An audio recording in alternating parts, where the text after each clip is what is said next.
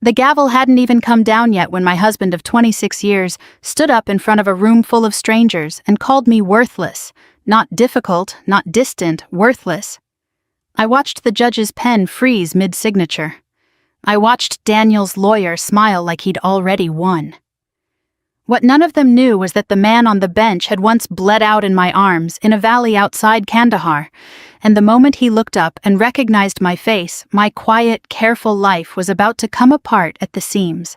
The first thing my husband said in that courtroom was loud enough for everyone to hear.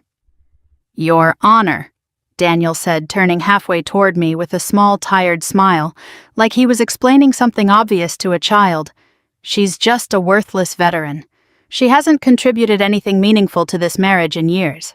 The room went quiet in that particular way. Rooms go quiet when something ugly has just been said out loud instead of whispered. I sat with my hands folded on the table and I looked at him, really looked at him the way I hadn't let myself look at him in months. He still wore his wedding ring. He hadn't taken it off. He had on the gray suit I bought him for our 20th anniversary, the one he said made him look like he actually belonged in the rooms he was trying to get into. This was the same man who once stood outside baggage claim in the rain for 4 hours because my flight kept getting delayed, who held a sign that just said, "Welcome home, Major," in his own crooked handwriting. Now he was calling me worthless in front of people who didn't know my name. His lawyer, a sharp silver-haired man named Victor Hale, picked up where Daniel left off. He described me as cold, unstable, dependent on a military pension I hadn't earned in any real sense, as if 24 years of service were a rounding error. He mentioned my insomnia. He mentioned delicately that I had a documented history of combat stress reactions.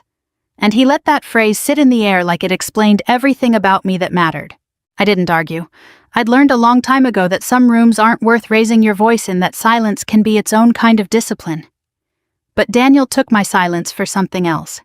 He took it for surrender. I saw it in the way his mouth curled just slightly, like a man watching a fight end exactly the way he'd predicted. Then I looked up at the bench. The nameplate read Judge Robert Harrison.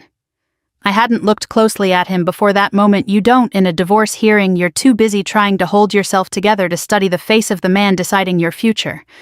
But something about the angle of the light caught a small pale scar just below his left ear, and my whole body went still. I knew that scar. I had made that scar pressing gauze against it with my own 2 hands in the dark 20 years ago, in a place so far from any courtroom that it might as well have been another planet. "Harrison," I said quietly before I could stop myself. "Do you remember me?" The pen stopped moving. He looked up slowly, the way people look up when a sound doesn't match what they expected to hear. He took off his glasses. "Major Carter." I hadn't heard that name in years. Carter was my name before Daniel, my maiden name, the one stitched onto a flight suit a lifetime ago. Hearing it now in this room felt like being handed back a piece of myself I'd left somewhere overseas. Judge Harrison stood so fast his chair skidded backward and struck the wall behind him. The bailiff took half a step forward, uncertain, and then stopped. "My God," Harrison said. "Amanda." The courtroom went completely silent. Not the silence of before when Daniel had insulted me. This was a different silence, heavier, full of people recalculating something in real time. I heard Victor Hale's folder slide slightly on the table as he leaned forward, flipping pages he clearly hadn't read closely enough, searching for something about my service record he had missed. Daniel wasn't smiling anymore. I didn't look at him. I kept my eyes on Robert Harrison, on the man I hadn't seen since the inside of a Black Hawk 20 years ago, and for a moment neither of us said anything else. Some reunions don't need more words than that. Harrison recovered himself first. He straightened his robe, cleared his throat, and announced a recess. He asked both attorneys to join him in chambers immediately. Before he stepped down from the bench, he looked at me one more time, and his voice when it came wasn't a judge's voice anymore. It was the voice of a young captain who'd once begged me not to let go of his hand. "I spent 20 years wondering if I would ever see you again," he said. Then he was gone through the side door, and the room erupted into the low murmur of people who had just watched something they didn't fully understand. I sat very still. That was the moment Daniel realized he didn't actually know the woman who had slept beside him for 26 years. But to understand why I never told him about Robert Harrison, why I never told him about any of it, I have to go back to a time when Daniel still said my name like it was something he was proud of. I grew up in Fayetteville, North Carolina, in a house that smelled like engine oil and coffee because my father repaired helicopters for a living, and my mother worked night shifts as a nurse at the community hospital. I think I was destined for both worlds before I ever chose either one. I went through nursing school with an Army contract already signed, and by 23 I was in flight training, learning how to keep a person alive at 3,000 feet, with the wind screaming through an open door. I met Daniel in 1998 at a church fundraiser I only attended because my mother guilted me into it. He was a carpenter then driving a Chevrolet with a door that didn't quite close right, and he made a joke about the raffle tickets being a scam that made me laugh harder than I had in months. He wasn't wealthy, he wasn't polished, but he wasn't intimidated by me either, and that mattered more than I understood at the time. A lot of men back then didn't know what to do with a woman who could outrank them in a room full of officers. Daniel never seemed to notice the rank at all. When I deployed the first time, he wrote to me every week.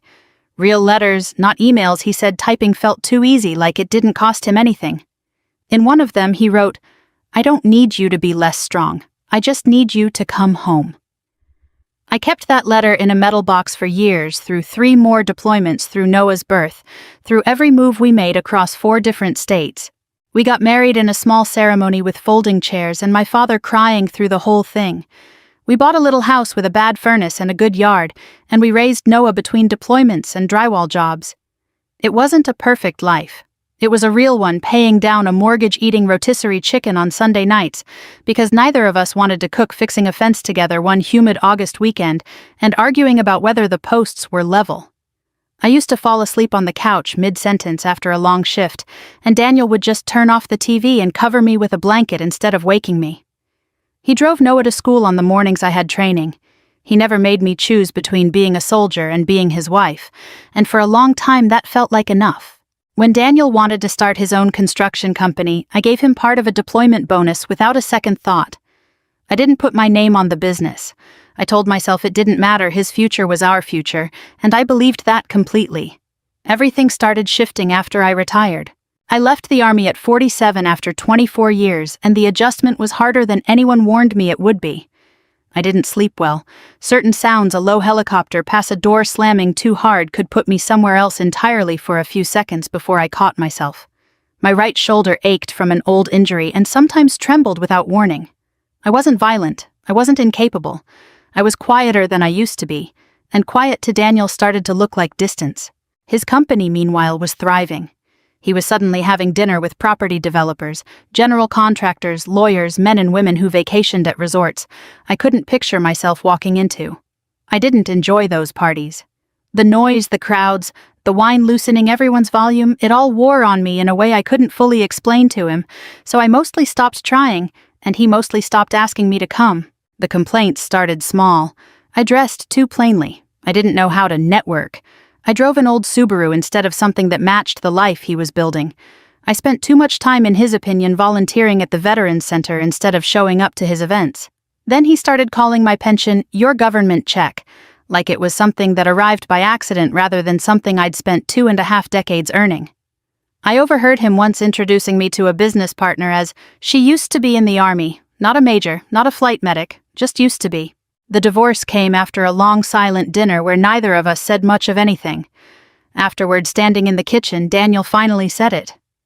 "I spent half my life waiting for you to come home," he said. "I'm done waiting for the rest of you." That sentence hurt more than anything he said in that courtroom later because it came without an audience, without a lawyer coaching him. It came from him, plainly, like something he'd been carrying for a while. I agreed to the divorce without a fight. I didn't want war. But Daniel, under Victor Hale's guidance, didn't want peace either. He wanted the house, a share of my pension, the full value of a company I'd helped fund, control of our investment accounts, and underneath all of it a quiet insistence dressed up in legal language that I hadn't really contributed anything worth protecting. My attorney Claire Dawson sat across from me with my file open and her jaw set. "You may not want revenge, Amanda," she said, "but you still have to stop him from rewriting your life." I didn't know yet how much rewriting had already been done, not just to our marriage, but to the story of where his success had actually come from. That part I wouldn't understand until the numbers started talking. But before the numbers there was Robert Harrison and a valley in Afghanistan neither Daniel nor anyone else in that courtroom would ever fully understand. Judge Harrison met us in his chambers with both attorneys, present, his robe still on his hands, not quite steady around the coffee mug he wasn't drinking from.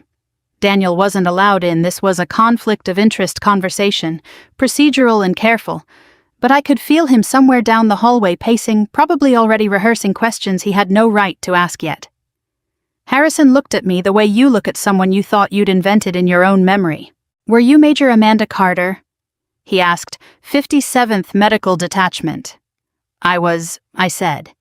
He nodded slowly, then turned to the attorneys and explained in the flat, careful language of a man protecting the integrity of his own courtroom that he had once served alongside. No, that wasn't quite right, that he had once been treated by me in a combat environment, and that this history could reasonably be seen as compromising his objectivity in this case. He said he intended to recuse himself. Victor Hale's expression flickered with something close to relief, though he tried to mask it as concern about bias. Harrison caught it anyway. "That is precisely why I am addressing it before another word is spoken," he said, and something in his tone made it clear he wasn't going to be anyone's shortcut to a favorable outcome, not Daniel's and not mine. It was strange sitting in that office watching a man who owed me his life refuse to use his position to help me. I respected it more than I could say out loud. But it also cracked something open in me, some door I'd kept sealed for 20 years, and once it was open the memory came back whether I invited it or not. It was 2005. I was a major then running a medevac flight crew out of a forward base, and Robert Harrison was a young JAG captain sent out to investigate a supply discrepancy medical equipment going missing somewhere between two outposts. He was riding in a Black Hawk moving between bases when the aircraft took fire and went down in a dry valley, all rock and heat and the smell of fuel. My crew got the call. When we reached the crash site, one pilot was already gone. 2 soldiers were badly wounded. Harrison had shrapnel buried near his femoral artery, close enough that a wrong angle would have ended things in minutes, not hours. Fuel was leaking from the wreckage. The area still had intermittent fire coming from a ridgeline half a mile out. I stayed with him for almost 3 hours. I don't say that to make myself sound heroic. I say it because it's simply what happened, the way you'd describe a shift, a task, a job you were trained your whole career to do without flinching. I packed the wound, kept his airway clear, talked to him constantly about anything, his hometown, his law school, a dog he'd left behind because unconsciousness at that blood loss meant something worse. When the first extraction bird had to peel off under fire, I refused to leave him on the ground alone. He remembers what I said to him. He told me so years later in that same office. "You are not dying here, not while I'm still breathing." I don't fully remember saying it. Adrenaline erases things like that. But I believe him.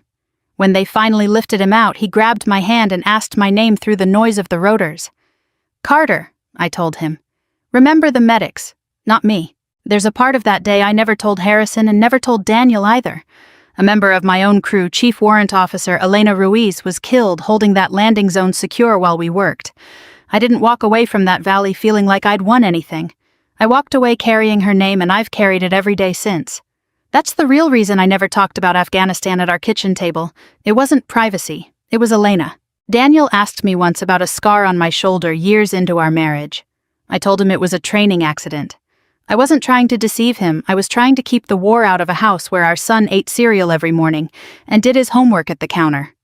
I didn't think that made me dishonest. I thought it made me careful.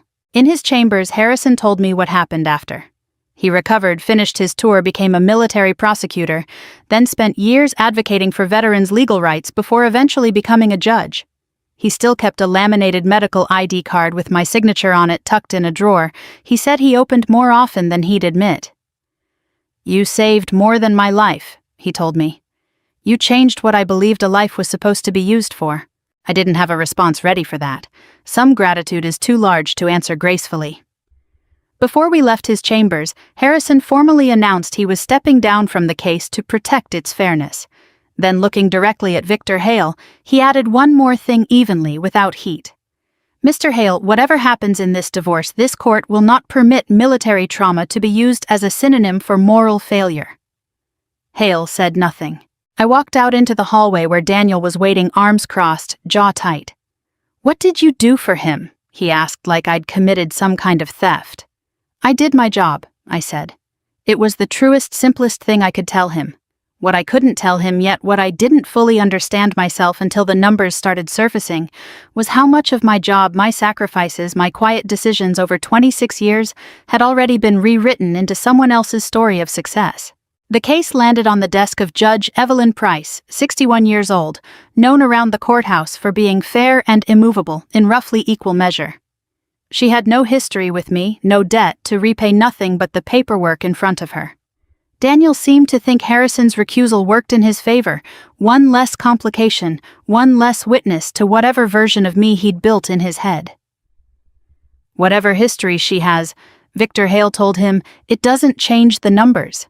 He was right about that. He just didn't know yet which direction the numbers would point. Claire needed everything.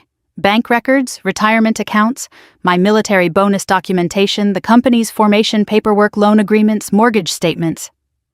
I hesitated. Some old instinct in me still didn't want to see Daniel exposed, still wanted to protect the life we'd built, even as it was being dismantled in a courtroom. Truth is not destruction, Claire said, watching me stall over a folder. What people do with the truth is their responsibility, not yours. Noah ended up being the one who found it. He'd come down for the weekend to help me sort through old boxes, and somewhere between tax returns and faded photographs, he went quiet in a way that made me put down what I was holding. He'd found the wire transfer $74,000 from a deployment bonus moved into Daniel's business account the year the company started. He found the second mortgage I'd taken on my own savings to keep the company afloat during a bad stretch in the housing market, the one Daniel always described to people as a rough patch we got through together, never mentioning whose account absorbed the risk. He found the tuition payments for Noah's college paid in full quietly from money I'd set aside during 3 deployments I barely remember being present for.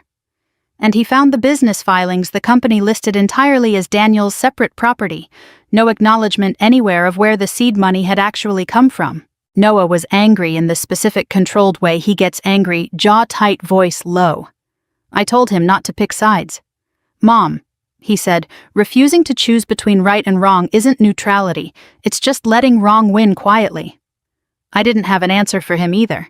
He was right, and some part of me had known it for years and simply chosen not to look.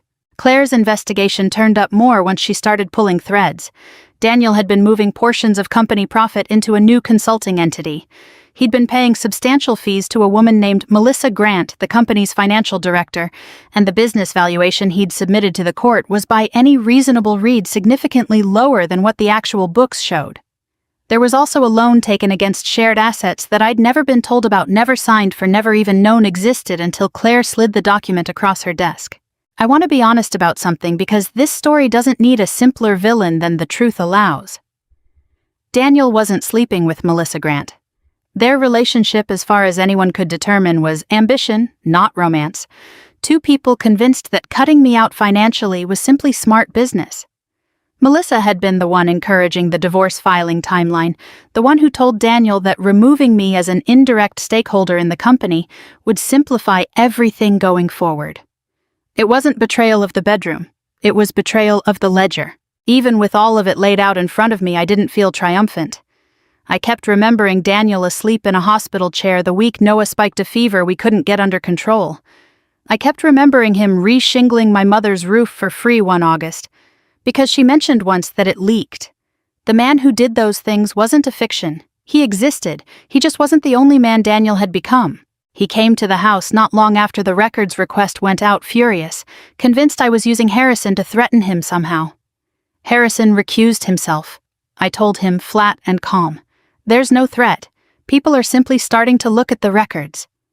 Then why is everyone suddenly treating you like some kind of hero? He asked, and there was real bewilderment under the anger, like he genuinely couldn't square this version of events with the one he'd told himself for years. They aren't, I said. They're just beginning to look. He pushed further, said I'd never trusted him enough to tell him about my past, about Afghanistan, about any of it. For the first time since this whole thing started, I pushed back. "And you stopped asking," I said, long before I stopped answering. That landed somewhere. I watched it land. He didn't have a response, and for once he didn't try to manufacture one. A few days later, Claire told me something that unsettled me more than any financial disclosure had. Word had gotten around among people I'd served with people I'd helped over the years at the Veterans Center that this hearing was happening. Some of them wanted to testify about my character, my competence, my fitness if it came to that, to manage what was rightfully mine. I told her no, I didn't want an audience. I didn't want this to become a spectacle built on other people's gratitude. But the next morning when I pulled into the courthouse lot, it was already full of cars with veteran plates, more than I could easily count, and I sat behind the wheel for a long moment before I could make myself get out. I saw them before I made it through the courthouse doors. Old pilots, combat medics, a man walking on a prosthetic leg with the easy confidence of someone who'd stopped noticing it years ago. A handful of military widows I recognized from support groups I'd led on Thursday evenings. Veterans I'd worked with at the rehabilitation center, some I hadn't seen in years, all filing quietly into the gallery behind my seat. They hadn't come to pressure the court, they'd come to sit behind me. A retired master sergeant named Marcus Reed found me in the hallway before we went in. "You spent 24 years making sure nobody got left behind," he said. "We figured it was our turn." I didn't know what to do with that kind of attention. It's not modesty for the sake of appearance, it's simply how I was built. You don't spend a career pulling other people out of wreckage and then expect anyone to pull you out of anything. Sitting with that many eyes on me felt almost like being examined, and I had to remind myself more than once that morning to breathe normally. Over the course of the hearing, through witness statements and records, Claire had gathered some of it came out pieces of my life I'd never once mentioned at home. That I'd talked a young veteran out of taking his own life on a phone call that lasted 4 hours. That I'd quietly covered a wounded soldier's rent for 6 months while his disability claim worked through the system. That I'd helped a young servicewoman file a harassment complaint and stood beside her through the fallout so she wouldn't face it alone. That I drove an elderly veteran to his cardiology appointments most Tuesdays for 2 years. That I'd been paying without telling a single soul the nursing school tuition for Elena Ruiz's daughter. I'd never told Daniel any of it. Not out of secrecy, and not because I thought less of him, I simply never thought kindness needed to be filed as a report. Daniel walked in partway through and saw the gallery packed behind me. I watched him scan the faces and stop on Marcus Reed, the same man who'd once repaired a storage roof for Daniel's company free of charge years earlier. Daniel had always assumed that was a favor between men who liked each other. "I did it," Marcus told him plainly when Daniel approached him afterward, "because Amanda asked me to help her husband." I saw something shift in Daniel's face, a small recalibration, the kind that happens when a man realizes some of what he built wasn't entirely his own doing. Inside, Victor Hale made one more attempt to frame me as unstable. He walked me through my insomnia, my occasional panic in crowded rooms, my aversion to loud, sudden noise, my years of therapy. "Would you describe yourself," he asked, "as psychologically damaged?" "I would describe myself as injured," I said. "Injured people are not worthless." The room went still. Judge Price looked up from her notes and told Hale evenly that she wouldn't tolerate that kind of framing again in her courtroom. I want to be clear that I wasn't a perfect witness, and I don't think I should have been. Under questioning, I admitted things that weren't flattering, that I'd shut down emotionally over the years, that I never told Daniel how afraid I sometimes was of noise of memory of my own mind at 3 a.m, that I'd refused marriage counseling the first time he suggested it years back because some part of me equated protecting my family with hiding every hard thing from them. "I spent my career teaching soldiers to call for help," I said. "Then I came home and refused to do it myself." Daniel looked down at the table when I said that. I don't think he expected honesty from me that day. I don't think I expected it from myself either. Later, a letter was read into the record from Elena Ruiz's daughter, now in her final year of nursing school, thanking me for 4 years of tuition she hadn't known the source of until recently. Daniel sat through it in silence. I watched him doing the math quietly behind his eyes, connecting that money to conversations we'd had years ago, times he'd criticized what he called my habit of wasting money on veteran causes. He was only now understanding what some of that money had actually built. The real turning point of that day wasn't a medal or a headline. It was ordinary people living ordinary continuing lives because of decisions I'd made quietly and never once brought home to discuss over dinner. After the hearing, Daniel caught me on the courthouse steps. The gallery had mostly dispersed by then, and it was just the two of us and the late afternoon light. "Why didn't you tell me any of this?" he asked. and for the first time in a long while there was no accusation in it. Just a real question. Because once I said I believed you knew who I was without needing proof. He didn't have anything to say to that. I didn't wait around for him to find something.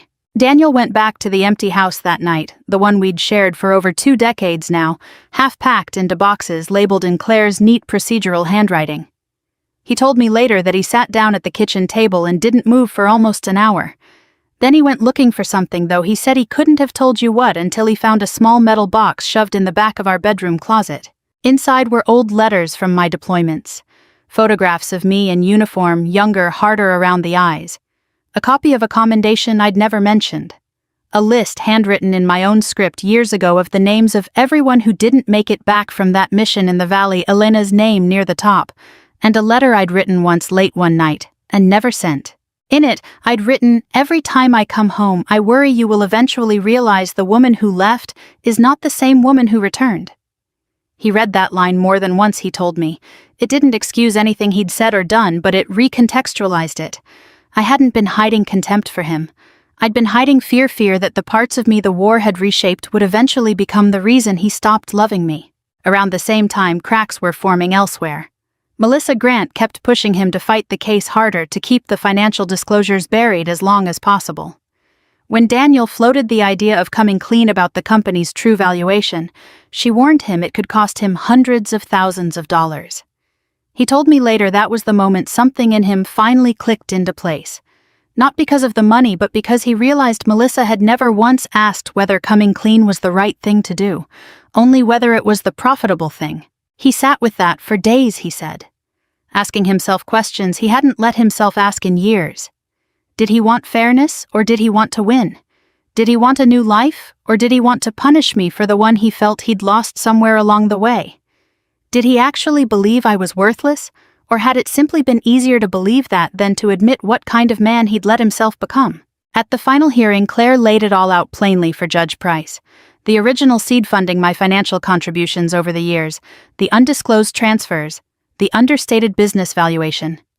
Victor Hale stood to come after me one more time, sharpening the same old arguments about my mental fitness. Daniel stopped him. "That's enough," he said, standing. Hale tried to pull him back down by the sleeve. Daniel shook him off and kept talking, and there wasn't anything rehearsed about it. You could hear that in the unevenness of his voice. He told the court plainly that I hadn't deceived him, that I'd never been unfaithful, never been abusive, never abandoned this family in any sense that mattered, that whatever had gone wrong between us was largely his own doing, his shame, his ambition, his need to explain away my quietness as a defect instead of a wound. He admitted on the record that I'd contributed meaningfully to the company's founding, and that the valuation submitted to the court didn't reflect that. Then he turned to me. "You weren't worthless," he said.